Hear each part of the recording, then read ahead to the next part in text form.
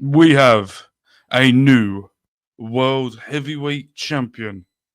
We have a new Women's Tag Team Champions and one of the best nights of SummerSlam Night 1 history. This is the first ever SummerSlam 2-night party.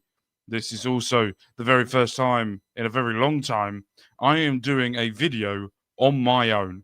So if you haven't already, please make sure if you watch this on my channel, please make sure you hit the like, hit the subscribe. If you're watching this on OLE YouTube channel, make sure you hit the like and hit the subscribe. And if you're watching this on Twitch, make sure you hit the follow. And make sure you stick around because after this intro, we're going to have a deep dive into SummerSlam Night 1.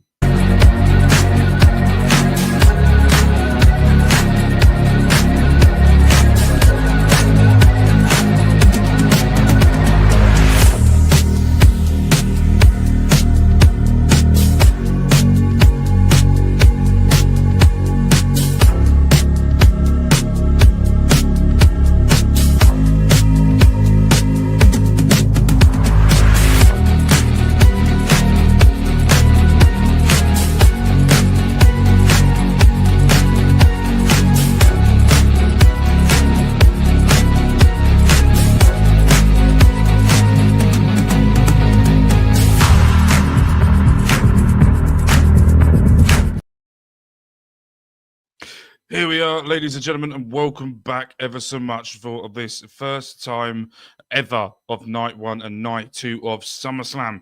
And the first time in a very long time I am doing a show on my own.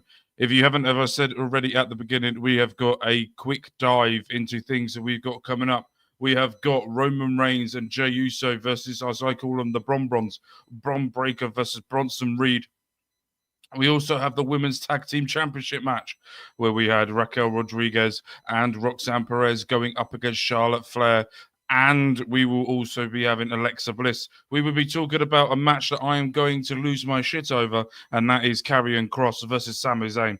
We also have Tiffany Stratton versus Cargill. And then we have, as I called it on my notes, the Jelly Roll tag team match. And then in the main event, we will be discussing the WWE World Heavyweight Championship fight that just ended SummerSlam. Hello, hope you're doing well. Hope everything's okay with you. Thank you ever so much for joining me here today. And make sure as well, whatever you're watching this on, make sure you hit the like, follow, or subscribe into this. So let's get into this. My overall thoughts of SummerSlam. I would say if I'm going to rate it out of 5, I'm going to give it a 4 and a 0.8. The reason why I'm giving it a 0.2 less is because of a certain Sami Zayn versus Karrion Kross match. And we will get into that a little bit later. If we're going to go through it quickly, do a quick overview, I think my match of the night will probably be for the WWE World Heavyweight Championship. Hello, Ed. Hope you're doing well, my friend. I know you're having a rest up this evening, but make sure you're all fit and ready. And hope you're having a 3.75 for tonight's show. That's from Edward. He is going for that. Let me know in the comments what your thoughts on that so far. Let's kick things off. As I called it on my notes, the Samoan Bloodline. I don't know why I called it that. I could have just put the Bloodline. But the Samoan Bloodline versus Bron. I thought this was a very slow but incredible storytelling match. I think that going into this, I knew that I thought that Bron Breakker was going to do something. I also thought during this match that Bronson Reed was going to be the one who takes the pin. I don't know why I thought this, but there was something deep down inside of me that just kept going. They're not going to sort of jeopardize Bron Breakker yet, but they're also not going to get Roman Reigns to come back after what happened at WrestleMania and lose. So my thoughts going into this, I thought it could be interesting, but I just think there's a couple of spots in the match that I really, really enjoyed.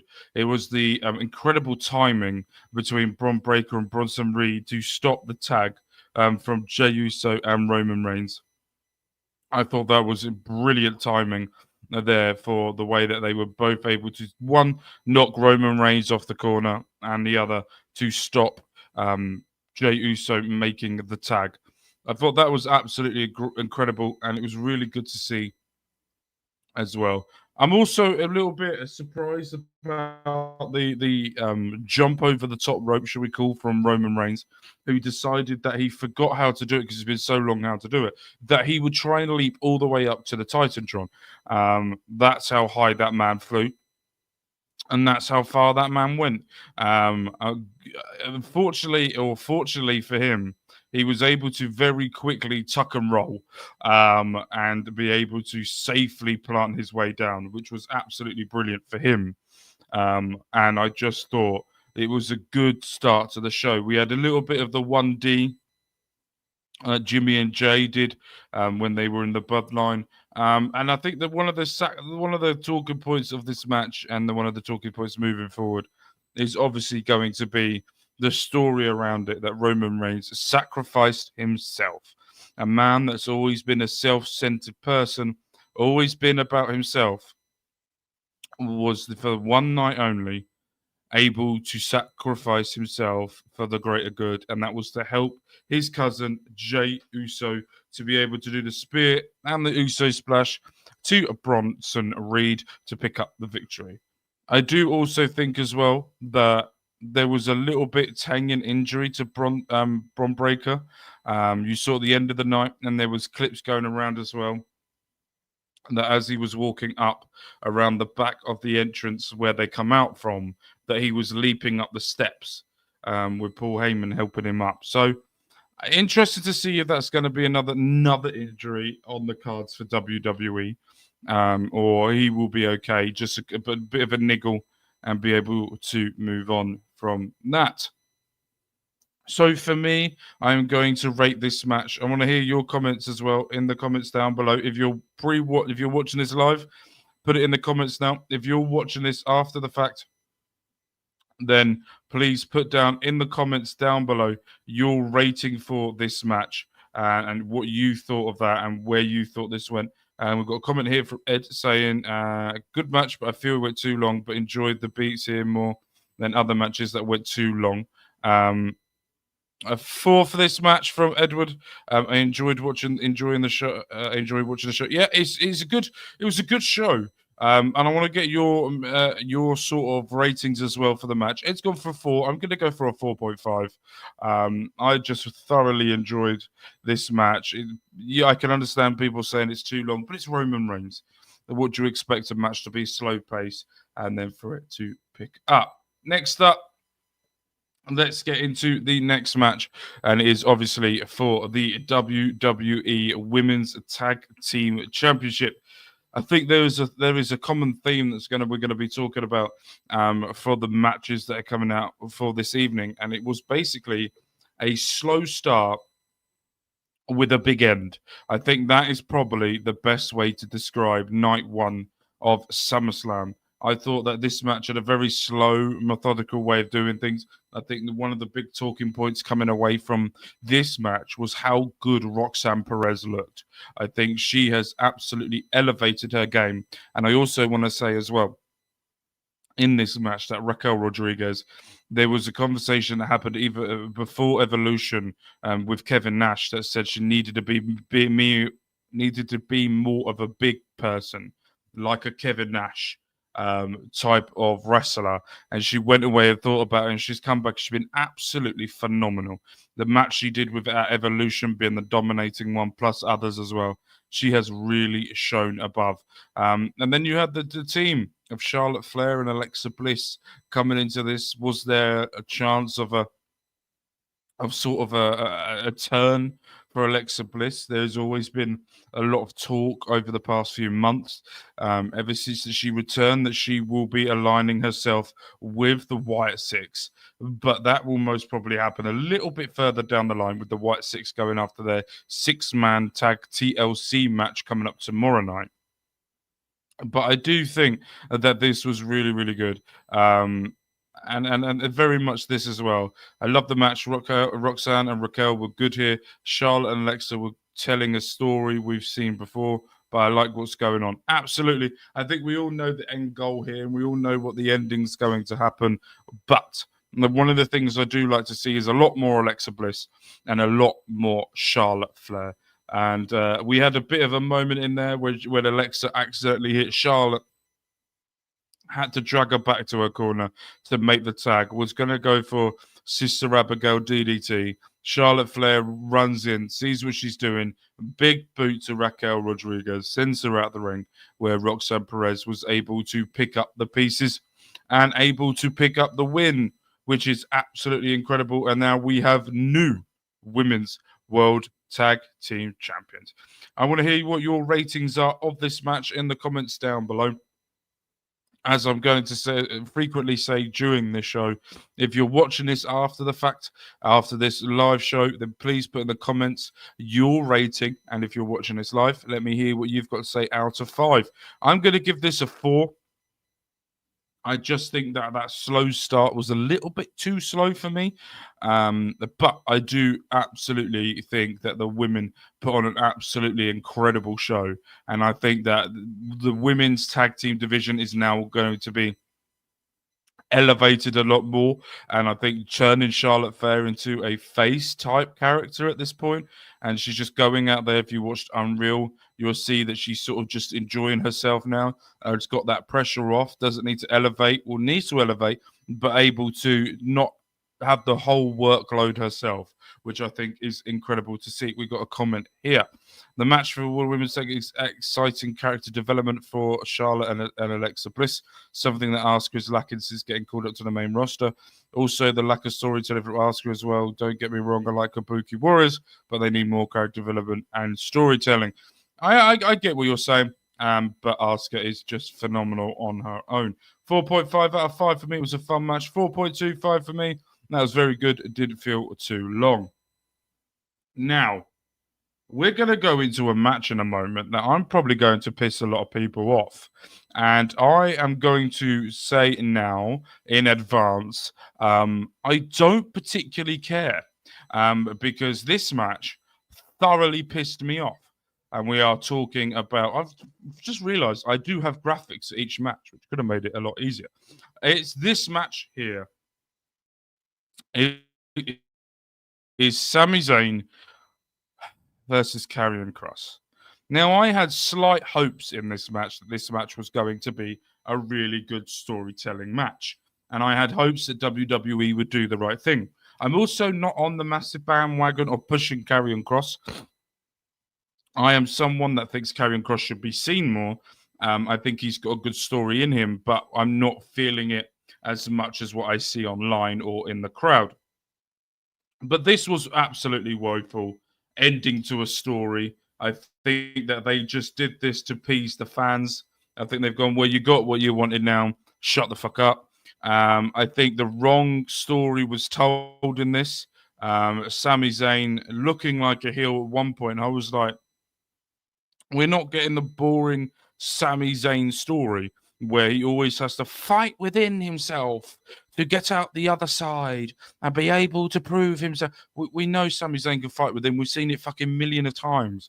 Why do we have to see it every time? And the whole story now is about Sami Zayn going after the World Heavyweight Championship and trying to win it for the first time. For the love of God, please do not let that happen anytime soon.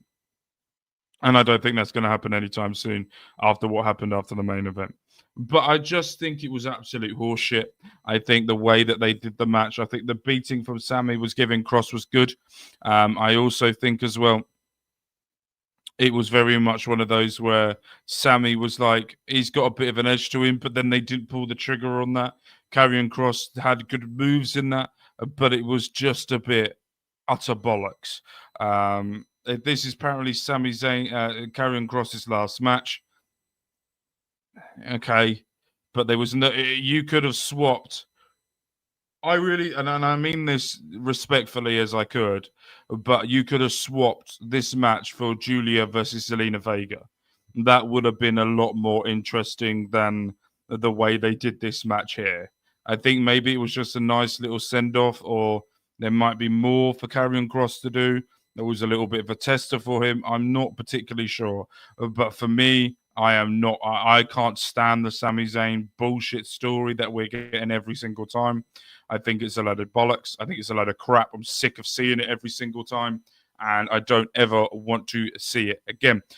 We've got Edge here saying, I like this match. A very nice goodbye for Cross. And guys, Sammy got the win here, and Sammy versus Steph at Survivor Series will be fun. I really hope we don't see that.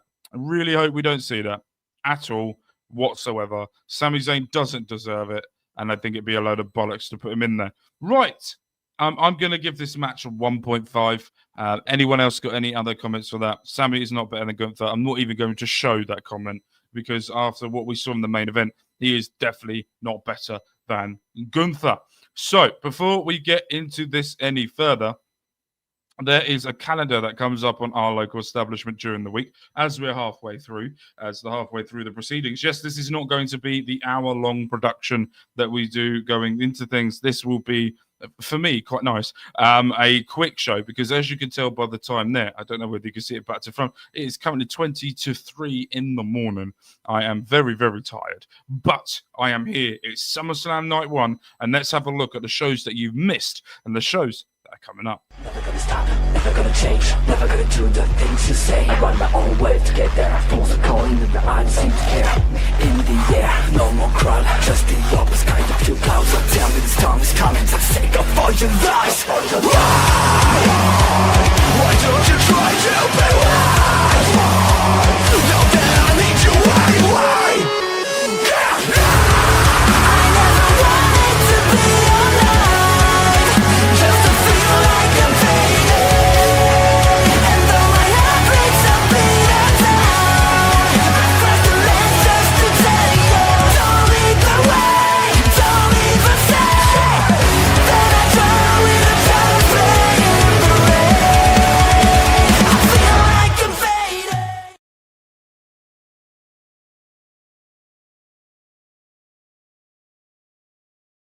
Unfortunately for you all, I will be back tomorrow talking POV with Andre and Bobby, where we are building up. We had the return of the Football League weekend that will be happening, plus big breaking news that's happening in the NFL over the weekend. And we also have the Formula One Hungaroring race as well.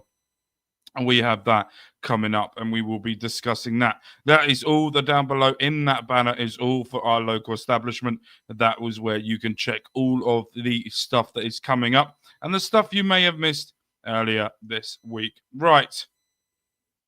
Let's get into one of the matches for me of the night. And it was this. It was for the WWE Women's World Championship.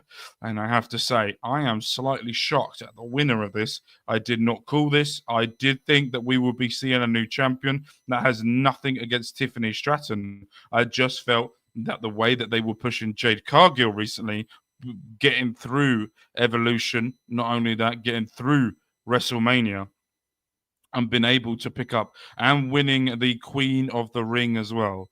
For her to then fall short was a little bit of a shocker, which then lightens me to go, are we going to be seeing the King of the Ring going to be winning because the Queen of the Ring didn't? I hope not. But that is something I was very surprised that I think Tiffany Stratton has been absolutely tremendous WWE Women's Champion.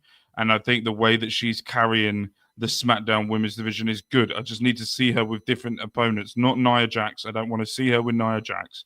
I want Jade Cargill. I would like them to run it back and do a little bit differently. You got Selena Vega, I'd like to see have another go at the Women's World Championship as well. There is a lot of women on that SmackDown roster that deserve to have a chance. But I do think the counteracting that they both of them did, I think the Jade Cargill hit, and it was then when she rolled through, able to put her feet onto the rope. I disagree with the comment from Ed, but I understand what he was saying. From that, he's saying that it's a surprisingly good match. I thought Tiffany Stratton would lose, but like her winning, this match needed half the time than the match followed. Absolutely not. The match followed was impeccable for my eyes and my beliefs on that one. She did, and I think it was one of those that WWE is still trying to push her forward and trying to see if she can really do it without the Naomi or the Bianca to try and help her through. So I think that they're slowly getting to grips with the Jade Cargill that they want and the Jade Cargill to push herself forward. But I do think this match was brilliant for this. And I do like this. This is an absolutely incredible comment. Happy National Ice Cream Sandwich Day. Now, over here in the UK, we don't have ice cream sandwiches, but I do like the sound of that. That does, and that sound like an incredible day to have. So if you're celebrating that, enjoy your ice cream sandwich. I do love the sound of that from it. But I will give this match. I think both of them really handled it. And we've got a couple of comments here. Ed, I will go back to yours in a sec, but we will go to this one. I'm surprised that Jade lost clean. So what was the point of Jade being asked at Night of Champions at the Queen of the Ring? I mean, we could have got it.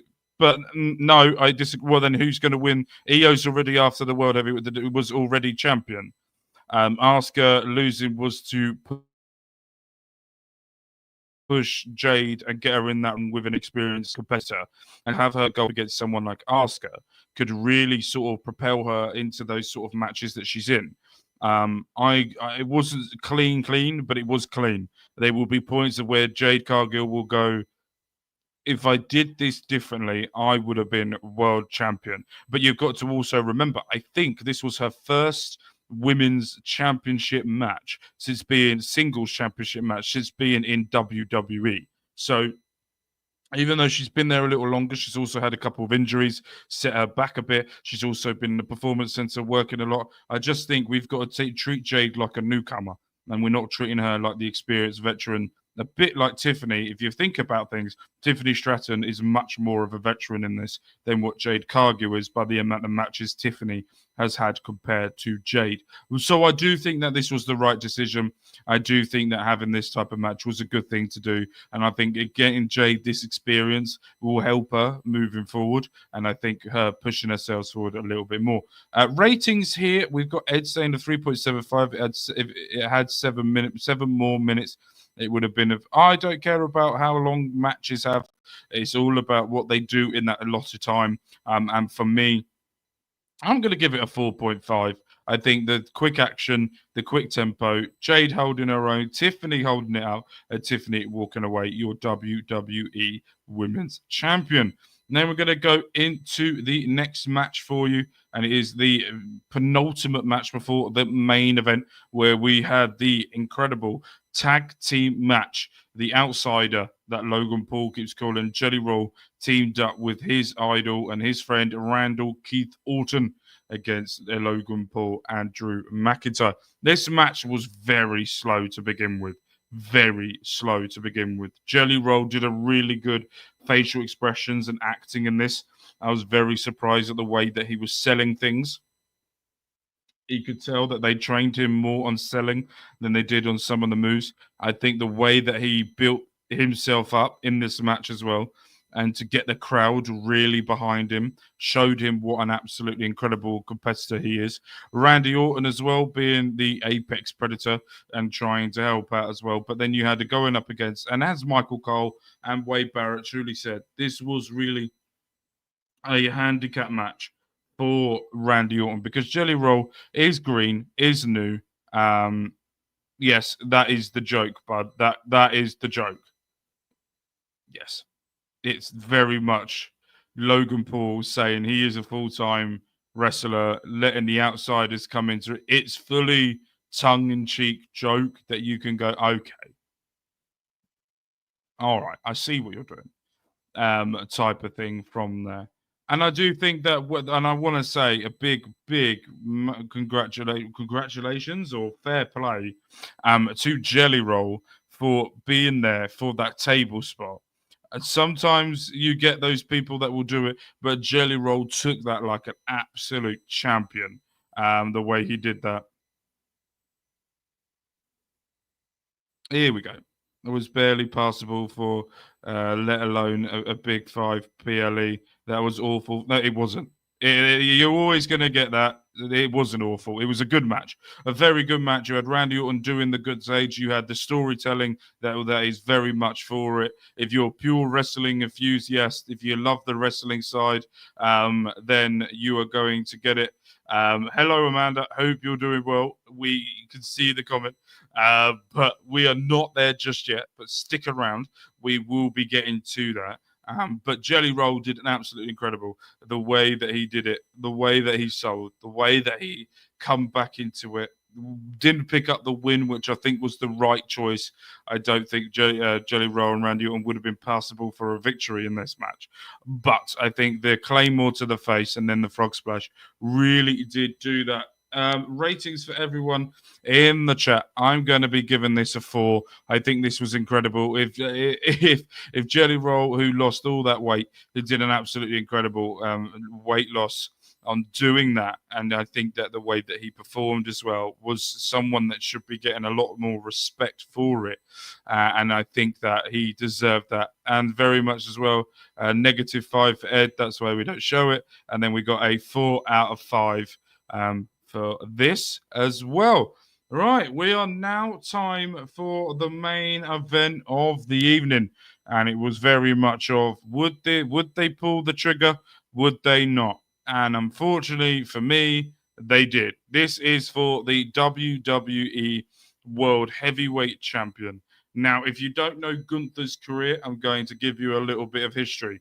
Gunther taps out very quickly in matches. He has a history in it. He did it against Ilya Dragunov when he lost the NXT UK Championship. He tapped out very, very quickly. He also never gets busted open, ever.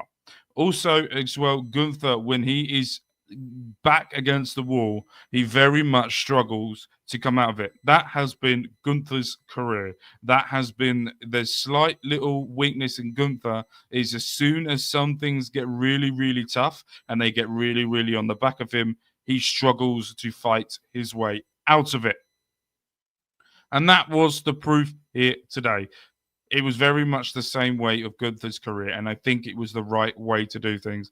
I think if you're going to lose the WWE World Heavyweight Championship, you're going to win it against Jey Uso again. You're then going to go up against the guy that probably doesn't deserve a retirement match, but got a retirement match in Goldberg. You beat Goldberg, and then you've got to go up against CM Punk. And I think the storytelling of CM Punk's time in WWE was very much exactly what we saw in this match. Never give up, never slow down, and never stop fighting. Always finding a way to pick up the victory, always coming from behind to do it. CM Punk, since that injury at the Royal Rumble, ever since he's come back, has been nothing but top notch. And I think he deserves all the plaudits. And I think that is quite funny.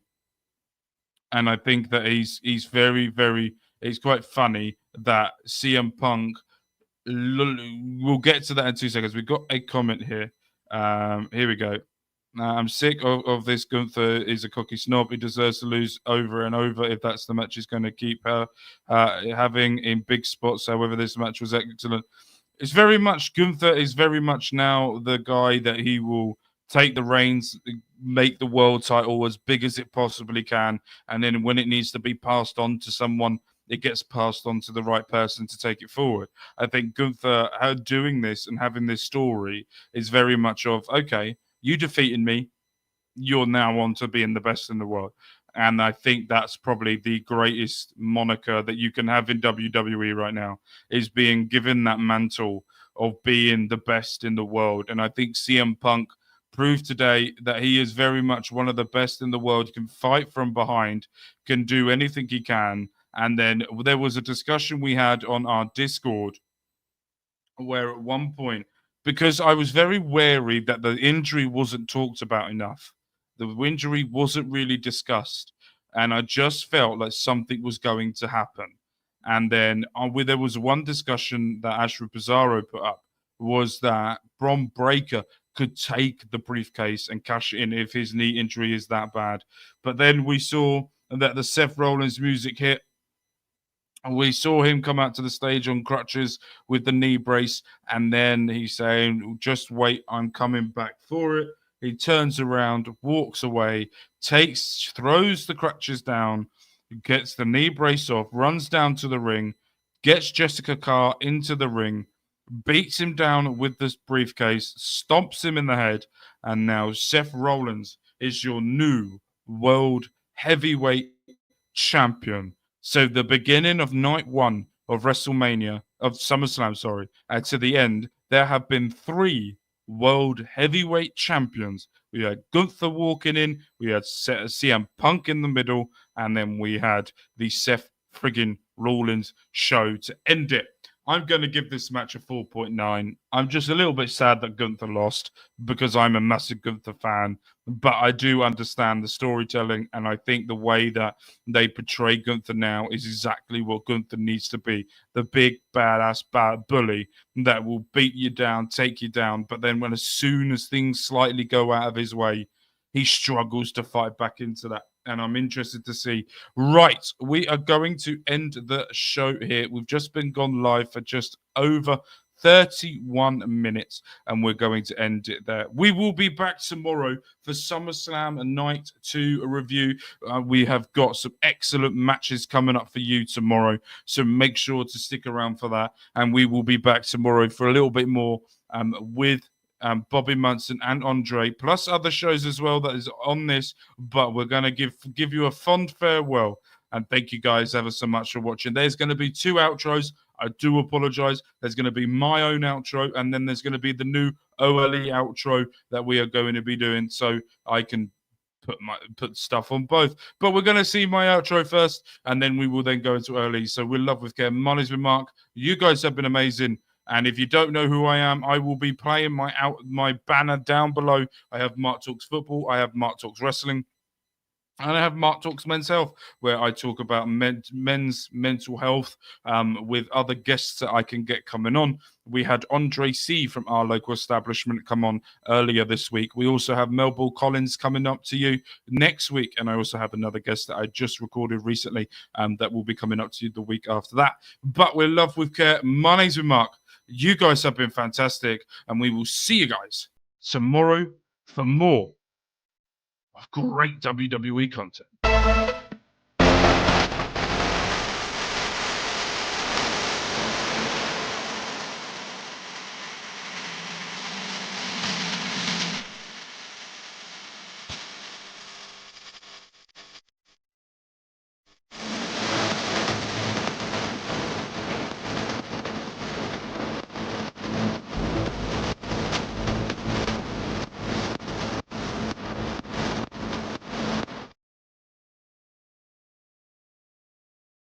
And we will see you guys. I don't know what happened there.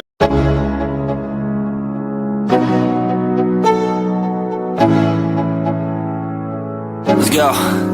Yo, I'm like an addict, do I gotta have it. I ain't even playing, got a really bad habit. If it moves, gotta grab it, fuse like a magnet.